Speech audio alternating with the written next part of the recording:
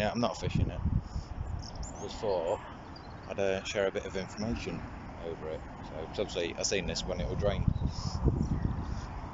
So, I'm on the A1 side, and I'm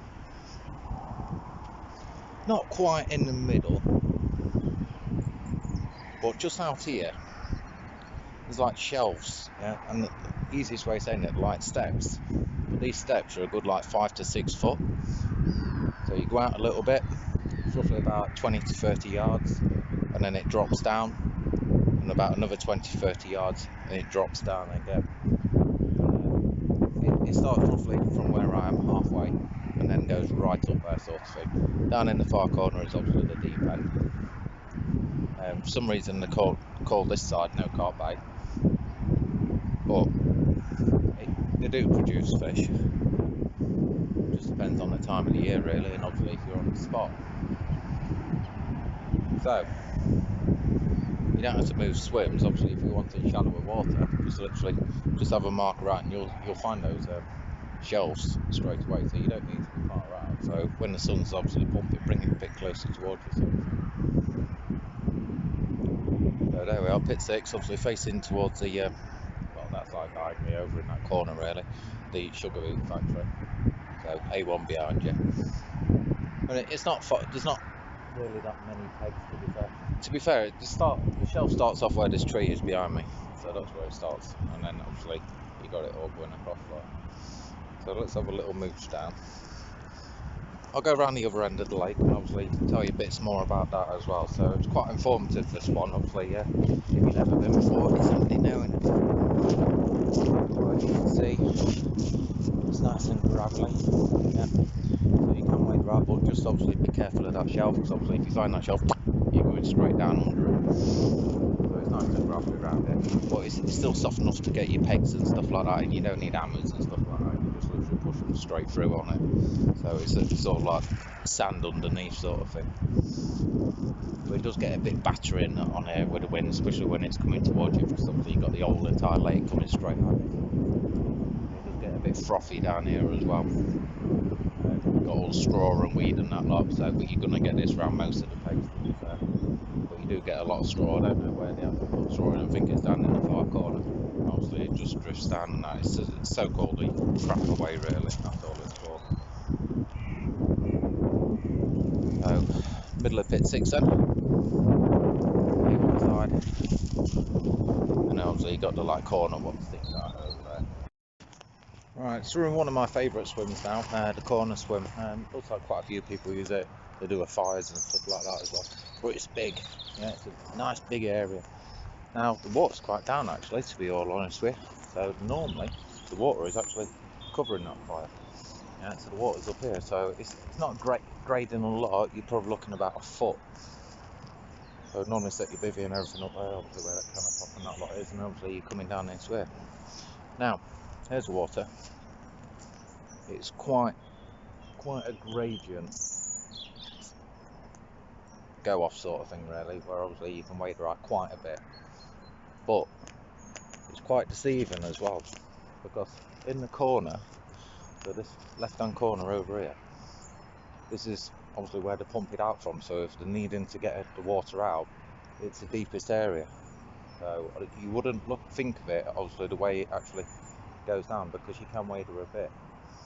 And it's the same again as the other peg, it's all gravel on that lot, so there's quite a bit of like grass and stuff growing on this one as well, as you can see, like, so it's a little bit more forested, but you have got the trees behind you and obviously this lot, so you kind of protect from the elements unless it's blowing straight at you. But at the moment this is quite calm down here, so once you've got that wind coming towards you, it's quite a hard chuck. So obviously you're battling the wind as you're going with it. Yes, so if you're going straight out, you got like mixed sort of thing. Obviously you're going down at a gradient sort of thing like this, and then when you go to the corner, that's where you get a sudden drop. Now when the lake were drained and it was down heck of a lot, you was able to walk around all the sides, but you wasn't able to get into the corner. You could get close to it, but you weren't able to get quite into it. So obviously that's your deepest spot on the whole entire complex. Well, not not the whole entire complex. Obviously, middle of the lake is obviously your deepest area, but you're not going to be reaching that anyway, and you can't use bait boats. So that is obviously the deeper end, obviously where it's pumped from, and it channels out. So you've got literally a massive channel what goes all the way across to the middle of the lake, a little bit like a riverbed sort of thing. And obviously the water just gathers into it, and obviously they can pump it out. It's out there as well. I've never found any weed. It's always clear. I have never come to it where it's been weed. It's just gravel all the way across the whole entire lot. So it's like one massive gravel bar. I might have just been lucky and obviously hitting spots clean every time, like.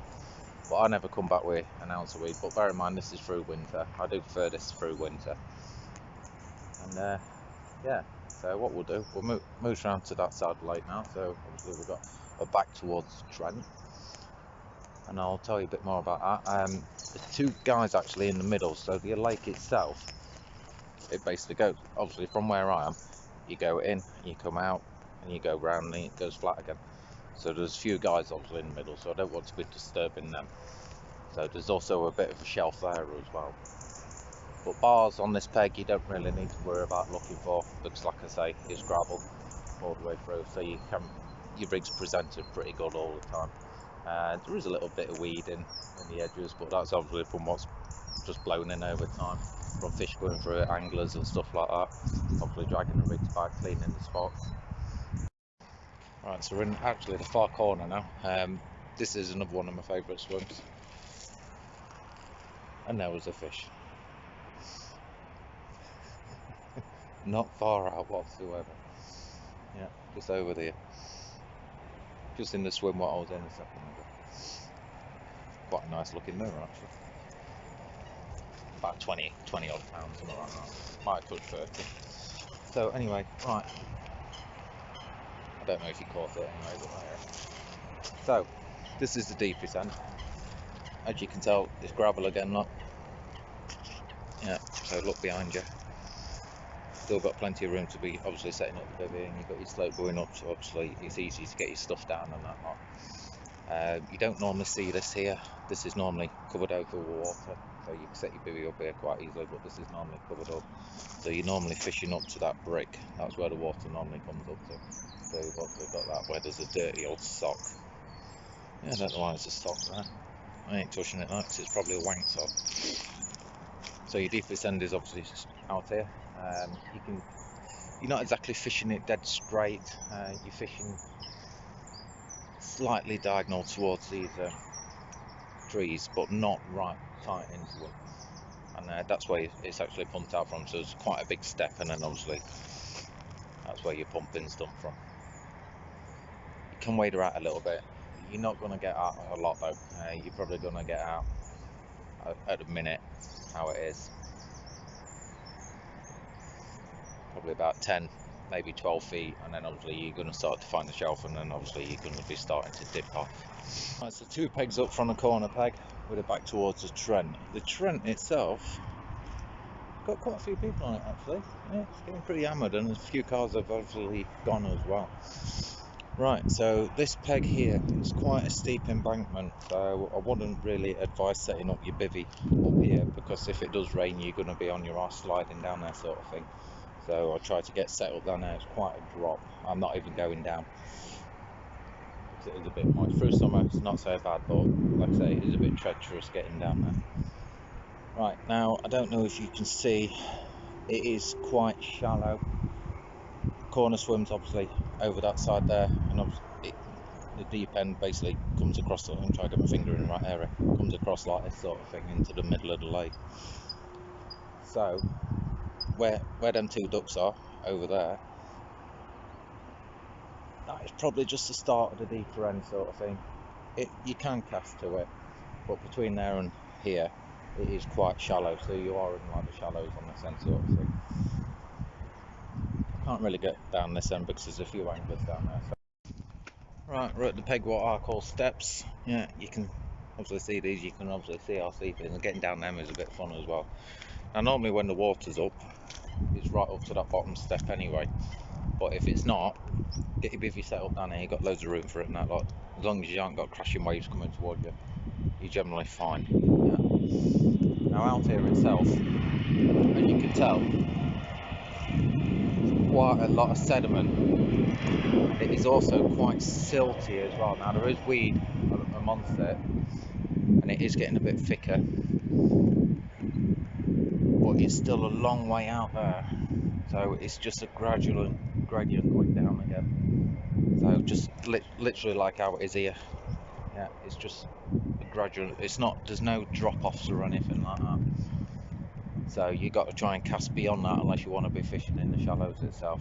You can wader out quite a bit before you're actually going to be up to your waders itself. But like I say, it is very, very silty. It's quite easy to be in that silt and then stuck in it. And you do feel yourself going down in it very quickly as well. It's like quicksand sort of thing. So if you are wadering out, just be a little bit cautious going out. Just step out steady, and also you'll find your footing and stuff like that. Put like a marker in there so you know that's obviously what you're walking to. Fish wise, I haven't really seen anything around this end, to be fair.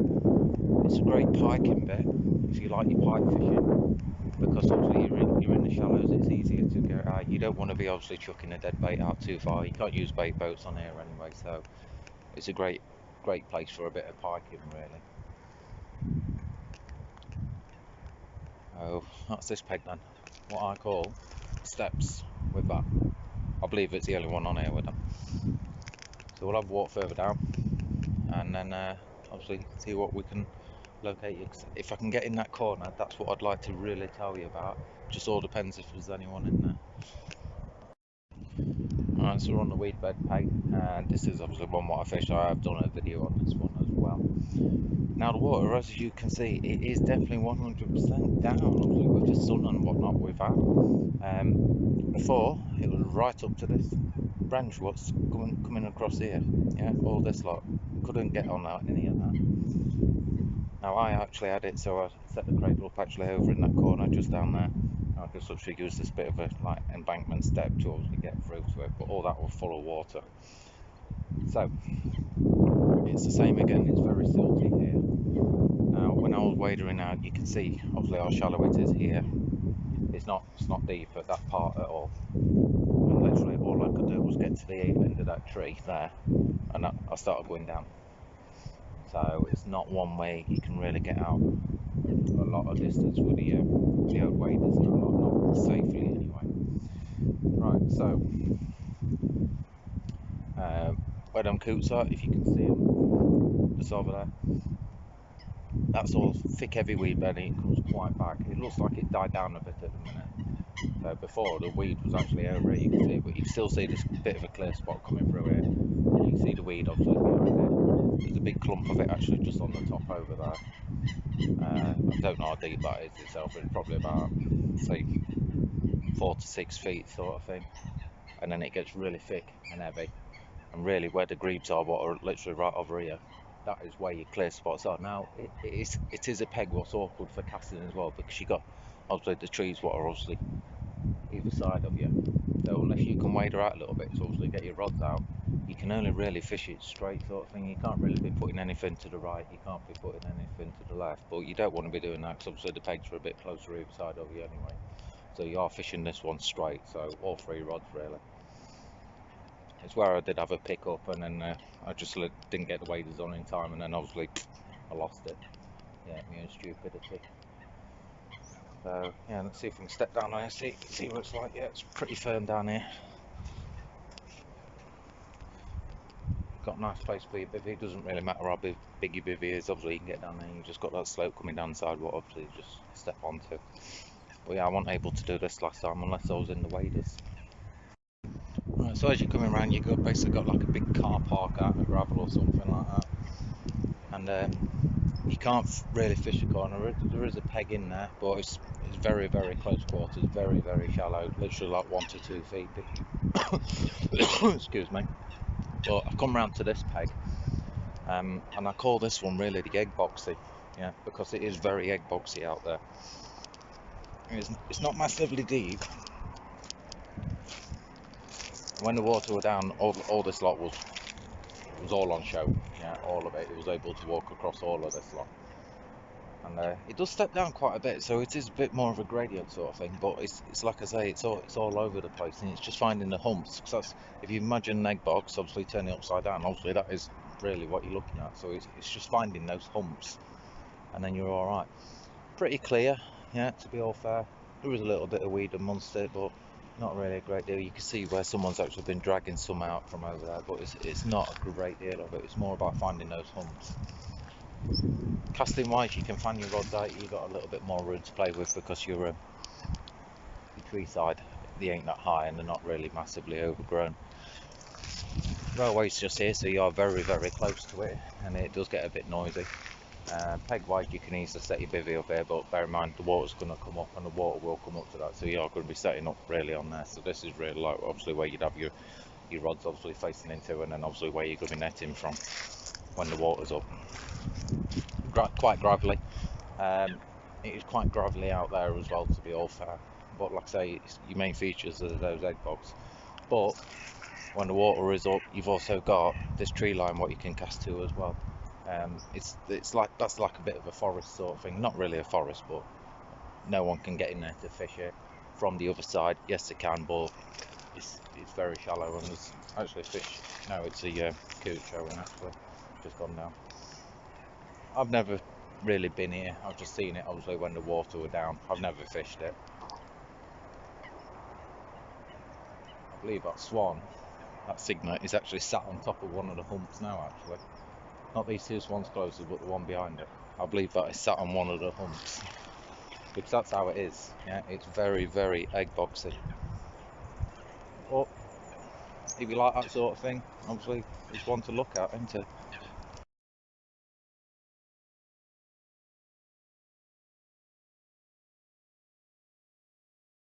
Right, so we're on another popular swim on the railway bank, obviously with the boy behind me. The reason why it's popular is because there's a couple of bars what run straight out there, and it's just finding them. There is also another one, but the other guy's actually on it. Yeah, there's a guy on the left of me, and he might even have it on it. So you got two parallel bars running up, and then you got like a little hump sort of one, and the hump is a hot spot. Yeah, it's a big hot spot on it, so it does really well. And obviously you got the caravan actually on the islands. Well, it's not an island, but you got the caravan now, obviously where the bailiff obviously stops. Depth wise, it's a bit of a mixed bag in here sort of thing. It's shallow closer in, and then obviously it does step off, but it's not about literally hitting those deep spots. It's literally about hitting that bar. Once you find that, you present it clean and you're laughing all the time. But it's a very, very hard swim to get hold of, this one. I'm surprised no one's on it now, but it's more than likely because it's Sunday, obviously someone's been on here and obviously cleared off sort of thing. There is actually been weed pulled in, so obviously someone's been here quite recently. Two sides, that side and also on the other side as well. The tree line itself, obviously fine. Yeah, you can really, really fan your rods out here as long as you've got no one at side of you. There's a peg at side of those trees, and like I said, there's one just on the other side of this tree here as well. When the water down, you was able to walk out a bit, but it wasn't really a mass amount sort of thing. You was only probably looking about 20 to 30 foot, and then obviously you were reaching the water, and that's obviously with the water being drained and that. But you could see the bars, and obviously you could actually walk up and down the bars, no problem at all. There is actually another bar, what I will get to, actually over on that side as well, and there is a certain location. I'm not 100% where it is, so I can't tell you, but you can actually wade out, get onto the bar, and then you can actually cast actually from the bar, but I don't know where it is actually on that side itself. So without further ado, let's stick around. But like I say, this is a good peg, and the one on my left is also another hot spot as well. So the two, if you're fishing two, yeah, you and your mate sort of thing, set up here, yeah, especially during the summer. So good pegs, these two. Alright, so we've got two swims here. I'm going to show you both. They've actually opened up the gate on the other side, but you still can't drive through at the moment, probably because of the time of the year and that lot, so it's all roped up and stuff like that. And he's also put a barrier down here. I can't show you the other one because someone's on it. Right, so this one itself, water's down, normally comes up to obviously this bank here. It's quite a tricky peg to fish. You are fishing it straight, but it's more about landing fishing that lot. Obviously, if it goes left and right sort of thing, you've snuffed it.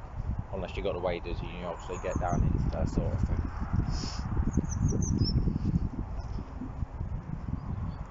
So, quite shallow, and like I say, you have got this gravel bar what comes right up all the way down here, sort of thing. So it comes right across in front of you.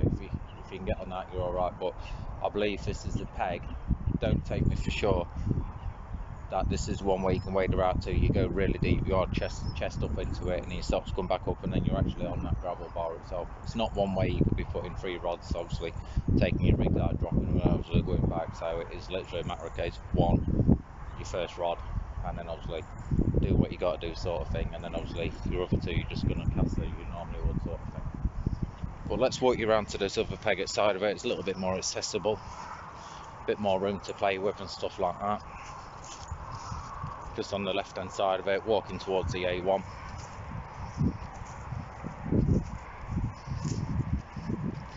You basically fish the same water, and obviously you got a heck of a lot more room to play with.